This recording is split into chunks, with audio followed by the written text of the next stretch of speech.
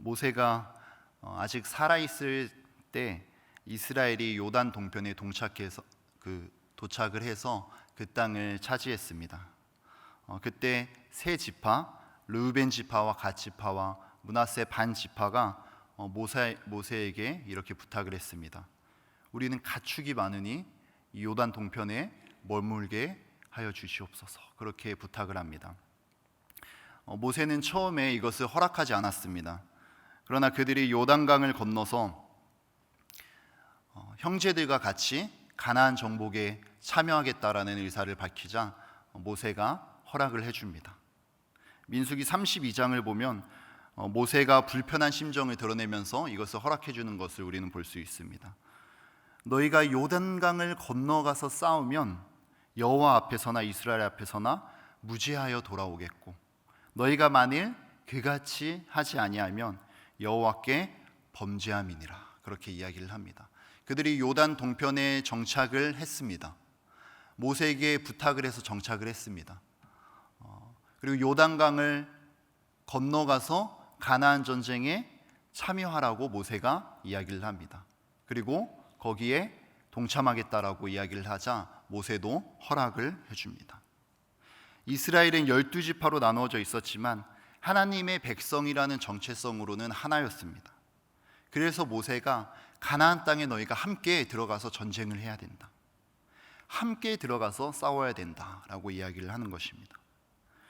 너희들이 이 요단 동편에 안주해서는 안 된다, 여기에 머물러 있어서는 안 된다, 같이 가서 싸우고 돌아와야 한다. 왜냐하면 그 땅은 하나님께서 약속하신 땅이기 때문이다 라고 이야기를 합니다. 그래서 그들이 약속을 한 것입니다. 가족들과 가축들은 이곳에 두고 우리가 저 요단강을 건너가서 싸우겠습니다, 전쟁에 참여하겠습니다, 그렇게 이야기를 합니다. 그렇게 약속해놓고 모세는 죽었습니다. 이제 여호수아가 새로운 지도자가 되었습니다. 이것은 모세와 처음 했던 약속이었습니다. 그리고 모세는 죽었습니다. 어찌 보면 이들은 이 위험한 전쟁에 참여할 의무가 없어 보입니다. 가족들은 다 거처를 마련했고 가축들도 다 안정이 되었습니다. 이제 요단 동편에서 잘 먹고 잘 살기만 하면 되는 듯해 보입니다. 그런데 여호수아가 다시 한번 도전을 합니다. 모세와 같은 도전이었습니다. 그런데 이 도전을 할 때 여호수아는 그들이 차지해야 될 그 땅을 성읍이라고 하지 않고 여호수아는 특별히 땅이라는 단어를 사용해서 말을 하고 있습니다. 이것은 여호수아가 특별히 땅에 관심이 많았다는 것을 우리에게 보여줍니다. 모세도 민수기에서 신명기에서 똑같이 그곳을 점령해야 된다라고 이야기를 합니다. 그런데 모세는 성읍이라고 이야기를 하는데 여호수아는 특별히 땅이라고 언급을 하고 있습니다. 여호수아가 이 땅에 관심이 많았던 이유는 바로 이 땅이 하나님의 언약과 밀접하게 연관이 되어 있기 때문이었습니다. 사실 구약 역사 전체는 땅에 관한 역사입니다. 아브라함 때 하나님께서 가나안 땅을 약속으로 주셨습니다. 그리고 아브라함 때를 지나서 창세기를 지나서 출애굽기부터 민수기까지는 그 땅으로 향하는 여정입니다. 그리고 역사서는 그 땅에서 이스라엘 백성들이 어떻게 살아가는지에 관한 이야기입니다. 그리고 후기 역사서인 에스라, 느헤미야, 에스더 그리고 선지서들은 모두 땅으로부터 쫓겨난 이스라엘 백성들, 그들의 포로기에 관한 이야기입니다. 그리고 결국에는 그 땅으로부터 돌아오는 것을 구원이라고 이야기를 하고 있습니다. 이렇듯 이 땅은 구약 역사를 전체적으로 설명해 주는 단어입니다. 그리고 하나님의 언약과 깊이 연관되어 있는 단어입니다. 그리고 결국 그것은 안식을 목적으로 하고 있습니다. 여호수아서는 이러한 신학적인 강조점을 두고 이들이 차지해야 될 그 땅을 성읍이라고 하지 않고 땅이라고 하고 있는 것입니다. 그리고 그 땅은 안식과 연관이 되어 있습니다. 하나님께서 이스라엘 백성으로 하여금 그 땅을 차지하라고 한 목적은 단순히 전쟁을 통한 정복이 아니라 안식이었습니다. 아마도 여호수아 작자가 이 작가가 우리가 쉽게 알 수는 없습니다. 여호수아일 수도 있고 또 사무엘일 수도 있고 또 그 뒤에 어떤 저자일 수도 있습니다. 그런데 이것이 기록되고 나서 사람들이 이스라엘 사람들이 읽었겠죠. 특별히 포로기 때 이 말씀을 읽었을 이 사람들은 이 안식이라는 단어가 그리고 이 땅이라는 단어가 더욱더 마음 깊숙이 새겨졌을 것입니다. 오늘 본문에 나와 있는 이 백성들, 광야를 유랑했던 이 이스라엘 백성들, 요단 동편에 서 있습니다. 그리고 후대에 이 책을 읽었을 포로에 끌려가 있는 이 백성들, 이스라엘 백성들에게 약속의 땅에 들어가서 안식을 누리게 된다라는 이 주제는 정말 이들에게 구원 그리고 이들에게 유일한 소망이었을 것입니다. 가나안 땅에 들어가는 이 안식은 궁극적으로는 히브리서 3장 4장에 나와 있듯이 예수 그리스도를 통해 주어지는 안식입니다. 그래서 여호수아가 르우벤과 갓지파와 그리고 므낫세 반지파에게 도전을 하고 있는 것입니다. 먼저 안식을 얻은 너희가 다른 형제들의 안식을 위해서 저 요단강을 건너가서 싸워야 한다. 그렇게 이야기를 하고 있는 것입니다. 어찌 보면 이미 요단 동편에 이들이 자리 잡고 있습니다. 이제 더 이상 이 위험한 전쟁에 나설 필요가 없어 보이기도 합니다. 모세와 했던 약속입니다. 과거에 모세와 했던 약속이고 그 모세가 죽었습니다. 가족들은 이미 다 거처를 마련해서 있고 가축들도 안정이 되어 있습니다. 그들은 이제 요단 동편에 살기만 하면 될 것 같습니다. 그런데 다시 여호수아가 이들에게 도전하고 있는 것입니다. 모세와 했던 약속 그대로 요단강을 건너가서 너희 형제들과 함께 저 전쟁에 참여해야 한다. 르우벤 지파, 갓 지파, 므낫세 반 지파 이들이 약속을 지킵니까? 안 지킵니까? 오늘 말씀을 보면 나와 있지만 이들이 하겠다고 다짐을 합니다. 그리고 그 약속을 지킵니다. 심지어 여호수아는 앞장서서 가라고 이야기합니다. 그리고 그들이 앞장서서 갑니다. 그들은 앞장서서 위험을 무릅쓸 이유가 없어 보입니다. 모든 소유가 요단 동편에 있기 때문에 그들의 관심은 오직 살아서 돌아오는 것에만 관심이 있어야 할 것입니다. 그런데 그들은 그렇지 않고 이 여호수아의 명령대로 앞장서서 가고자 합니다. 우리 14절부터 16절까지 말씀을 우리 함께 읽어보겠습니다. 14절부터 16절까지 말씀입니다. 우리 한 목소리로 함께 14절부터 읽겠습니다. 시작.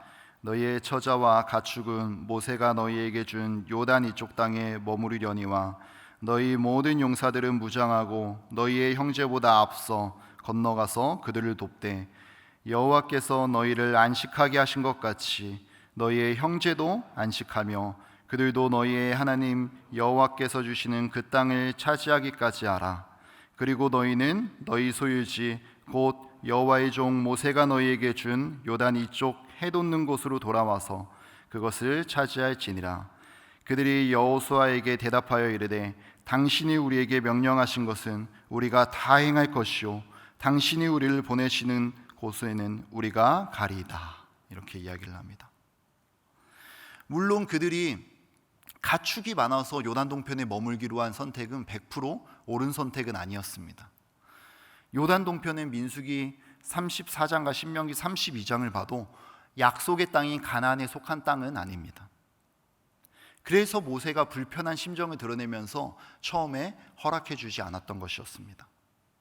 하지만 그들이 가나안 정복 전쟁에 나서기로 다짐을 하고 모세도 허락을 해줍니다.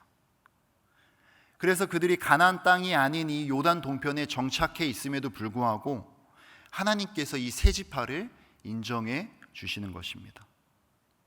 여호수아서를 우리가 이제 쭉 묵상해 나갈 텐데 계속해서 보게 되면 4장에 요단강을 건널 때도 이들 지파에 대해서 언급이 되어 있고 12장에서 정복한 지역의 왕들에 대한 목록이 나올 때도 이들 지파에 대한 언급이 나와 있습니다.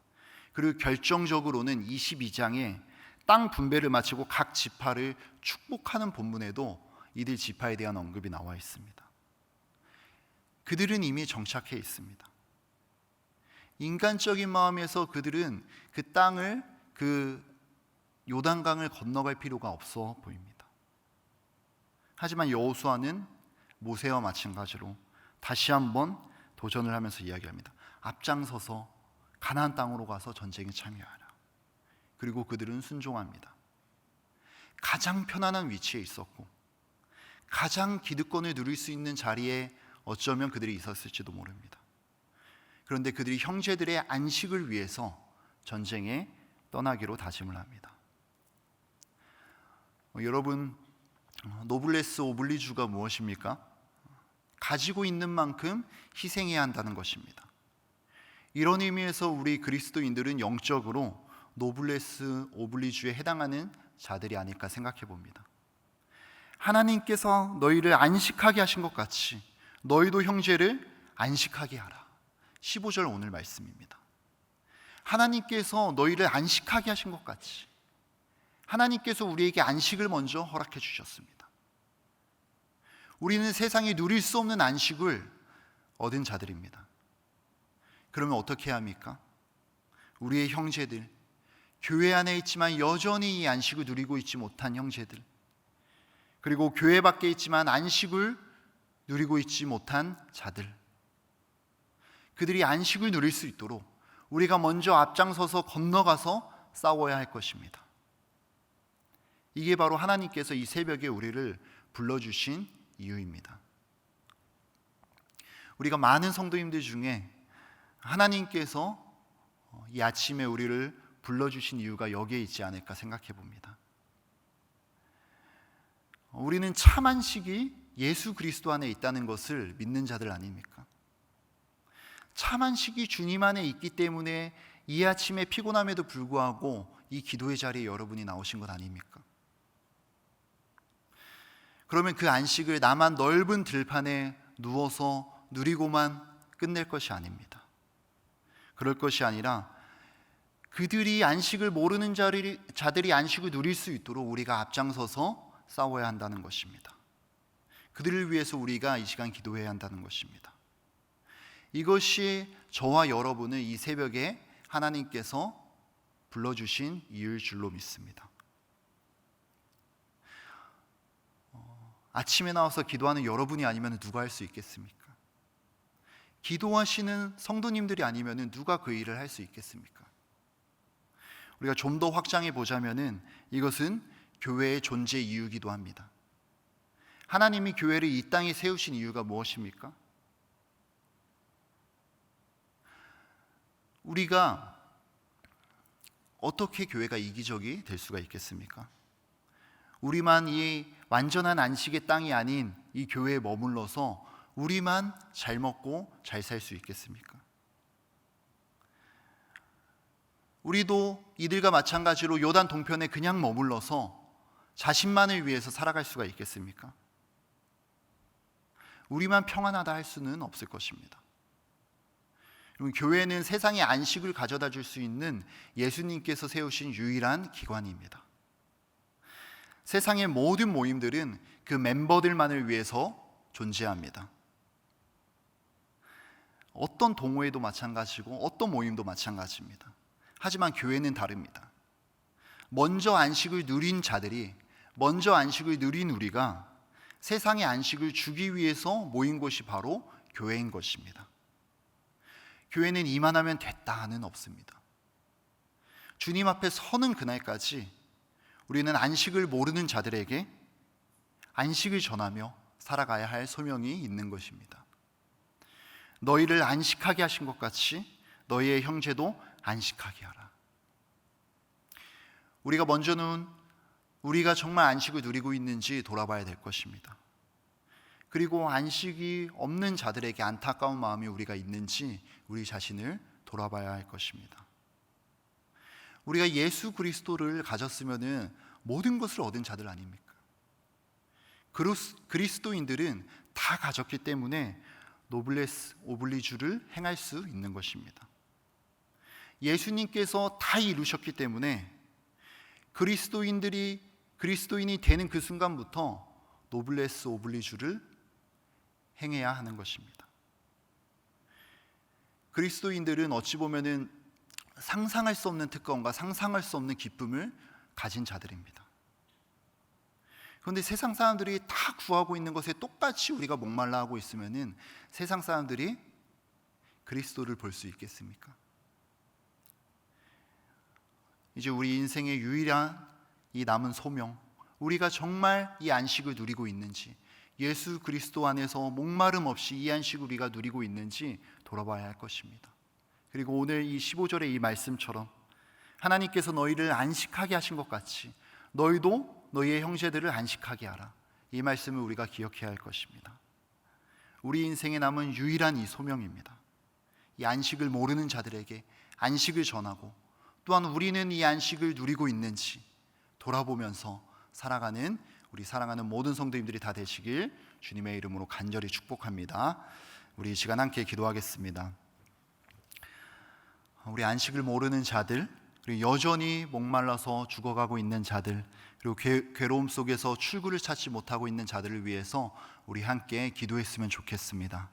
또한 예수 그리스도를 통해서 나에게 주신 안식, 나에게는 충만하게 있는지 돌아보시고, 이 안식을 하나님께서 우리에게 먼저 주셨는데 나만 누리고 살아갈 것이 아니라 우리 주변에 있는 형제들, 교회 안에 있지만 여전히 이 안식을 누리지 못하고 있는 자들, 그리고 세상 밖에 있는 안식을 모르는 자들에게 이 안식을 전하는 소명을 가지고 살아갈 수 있도록 주님 우리를 붙들어 주시옵소서. 우리 기도 제목 가지고, 또한 가지고 나오신 기도의 제목들을 하나님 앞에 아뢰면서 기도하시다가 자유롭게 돌아가시기 바랍니다. 우리 함께 기도하겠습니다.